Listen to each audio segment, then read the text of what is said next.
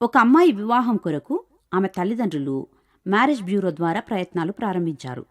ఆ అమ్మాయి కూడా పెళ్లికొడుకుల జాబితాలను పరిశీలిస్తూ తరచుగా చూస్తూ ఉండగా లండన్ నగరంలో జీవిస్తున్న ఒక అబ్బాయిపై ఆసక్తి పెంచుకుంది.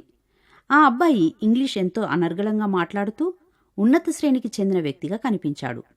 కొన్ని రోజుల పాటు వారిద్దరూ ఎంతో విస్తారంగా సంభాషించుకుంటూ వచ్చారు. త్వరలో ఇండియాకు వచ్చి తనను కలుసుకోగలనని ఆమెకు వాగ్దానం చేశాడు. ఖరీదైన నగలు, ఆభరణాలు ఆమె కోసం తీసుకొస్తున్నట్టుగా కూడా చెప్పాడు. చెప్పినట్టే అతడు ఇండియాకు ప్రయాణమయ్యాడు. ప్రయాణంలో ఆ అమ్మాయి ఒకసారి ఫోన్ చేసింది. కాని అతడు ఆమె ఫోన్ స్వీకరించలేదు. ఏం జరగబోతుందో ఆమెకొక ప్రక్క ఆలోచిస్తూ ఉంది. మరొకసారి అతడికి ఫోన్ చేసి చూసింది.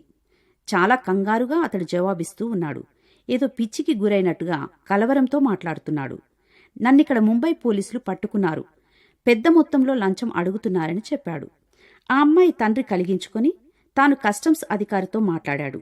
అధికారి కూడా అదే మాట్లాడుతూ ఉన్నాడు. 30 లక్షల విలువైన నగలు మీ వ్యక్తి తీసుకొస్తూ ఉన్నాడు. మీరైతే మాకు 5 లక్షలు చెల్లించవలసి ఉన్నది అని చెప్పాడు. మీరు చెల్లించకపోతే ఇక్కడ మీ వ్యక్తి చాలా చిక్కుల్లో ఇరుక్కొని పోగలడని, తమకు 5 లక్షల డబ్బు ఇస్తే సునాయాసంగా విడుదల చేస్తామని హామీ ఇస్తూ ఉన్నాడు. అమ్మాయి తండ్రికెందుకో సందేహం వచ్చింది. బాబూ, నీ ఫోటో మరియు నీ ప్రయాణ వివరాలు నాకు పంపించమని అడిగాడు. అంతే, వెంటనే ఫోన్ స్విచ్ ఆఫ్ చేశాడు. మరెప్పుడూ ఆపై ఫోన్ చేయలేదు.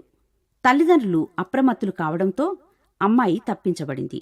ప్రియ యవనస్తులారా, మీరెలాంటి ఉచ్చుల్లో చిక్కుకోబోతున్నారో జాగ్రత్తపడండి. ప్రియ తల్లిదండ్రులారా, మీ ప్రియమైన పిల్లల మార్గాలను పరిశీలిస్తూ వారిని సరిగా నడిపించడానికి జ్ఞానం కోసం దేవుణ్ణి కోరుదామా?